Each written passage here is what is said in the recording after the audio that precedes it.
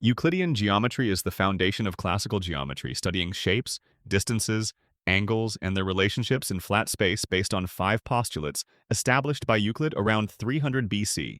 It forms the backbone of most geometry taught in schools and underpins architecture, engineering, and everyday spatial reasoning. Its core elements begin with primitive notions: the point, which is dimensionless, the line, which extends infinitely in one dimension, and the plane, a flat two-dimensional surface. From these arise fundamental figures such as triangles, quadrilaterals, circles, and polygons, governed by theorems including the Pythagorean theorem, which states that in a right triangle, a squared plus b squared equals c squared, where c is the hypotenuse. It also covers congruence and similarity of figures, properties of parallel lines, and the measurement of angles, areas, and perimeters. At a higher level, Euclidean geometry extends naturally into three-dimensional space, encompassing solids such as cubes, spheres, cylinders, and pyramids, along with their surface areas and volumes. Its axioms and logical structure became the model for mathematical proof and formal deductive reasoning used across all scientific disciplines. Analytic geometry, also known as coordinate geometry, unifies algebra and geometry by representing geometric objects through numerical coordinates and algebraic equations. Introduced by René Descartes in the 17th century, it provides a systematic method for solving spatial problems using algebraic tools.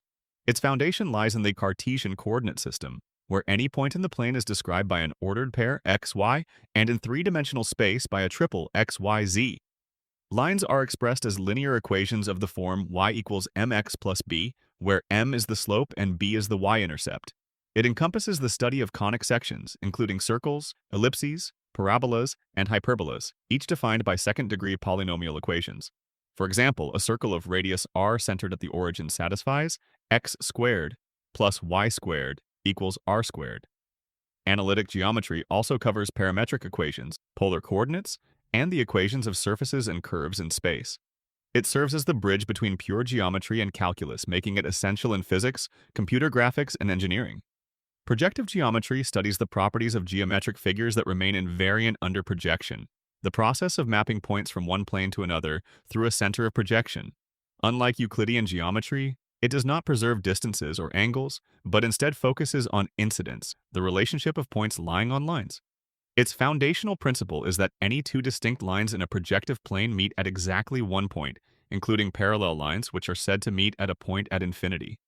Key concepts include projective transformations or homographies, cross ratio, a projective invariant that remains unchanged under any projection, duality, the principle that points and lines can be interchanged without altering the truth of theorems, and homogeneous coordinates, which allow points at infinity to be treated algebraically. It includes results such as Desargues' theorem and Pascal's theorem on conics. Projective geometry is fundamental in perspective drawing, computer vision, and the mathematical foundations of algebraic geometry and quantum mechanics. Affine geometry studies geometric properties that are preserved under affine transformations, which include translations, rotations, scaling, and shearing, but not necessarily distances or angles. It lies between Euclidean and projective geometry, preserving more structure than projective but less than Euclidean. The central invariants of affine geometry are parallelism, the ratio in which a point divides a line segment, and collinearity, whether points lie on the same line. Its coordinate framework uses affine combinations of points rather than strict distances, and its transformations are represented by matrices combined with translations. Key topics include affine subspaces such as lines, planes, and hyperplanes, affine mappings and their properties, barycentric coordinates which express a point as a weighted average of other points, and affine independence. Affine geometry is foundational in computer graphics and animation, where scene transformations must preserve shape proportions without necessarily preserving size or angle, as well as in the theory of convex sets in linear programming. Differential geometry studies curves, surfaces, and higher dimensional manifolds using the tools of calculus and linear algebra, analyzing geometric properties that depend on how a space curves and bends. It was formalized in the 19th century through the work of Gauss and Riemann and became central to modern physics. Its foundational objects include smooth curves in space, described by parametric equations, and surfaces defined by differentiable functions. Key concepts include the tangent vector, which describes the direction of a curve at any point, curvature, which measures how sharply a curve or surface bends, and the metric tensor, which encodes distances and angles within a manifold. For a curve parameterized by arc length, the curvature k equals the magnitude of the second derivative of the position vector with respect to arc length. It further studies geodesics, the shortest paths on surfaces, the Gauss-Bonnet theorem, which relates total curvature to the topology of a surface, and connections and covariant derivatives on vector bundles. Differential geometry is indispensable in general relativity, where spacetime is modeled as a curved four-dimensional manifold and inaccurate, and in robotics, computer-aided design, and the study of minimal surfaces. Riemannian geometry is a branch of differential geometry that studies smooth manifolds equipped with a Riemannian metric, a mathematical structure that defines distances, angles, and curvature at every point. Developed by Bernhard Riemann in the mid-19th century, it generalizes Euclidean geometry to curved spaces of arbitrary dimension. The Riemannian metric tensor G assigns an inner product to each tangent space of the manifold, allowing the computation of lengths of curves and areas of surfaces intrinsically without reference to any ambient space.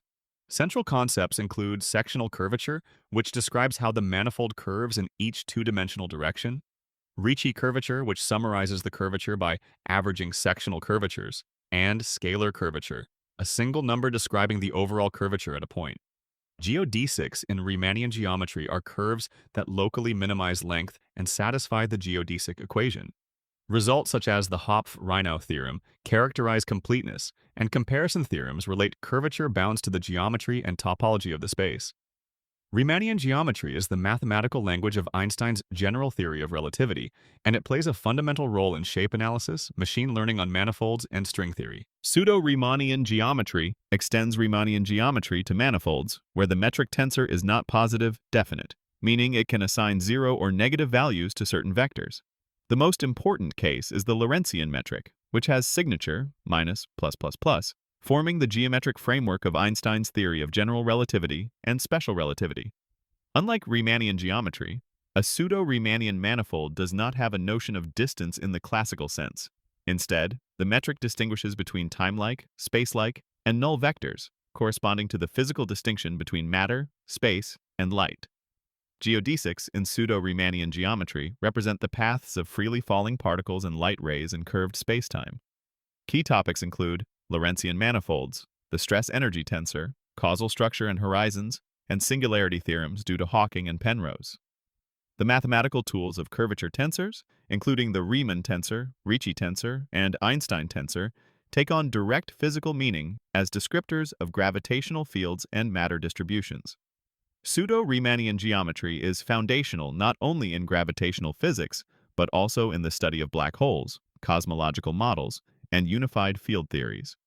That was a lot of geometry for one video. The rest of the branches will be covered in part 2. If you found this helpful, make sure to like the video and subscribe to the channel. And tell me in the comments, which of these branches do you think matters the most? I'd love to hear your thoughts.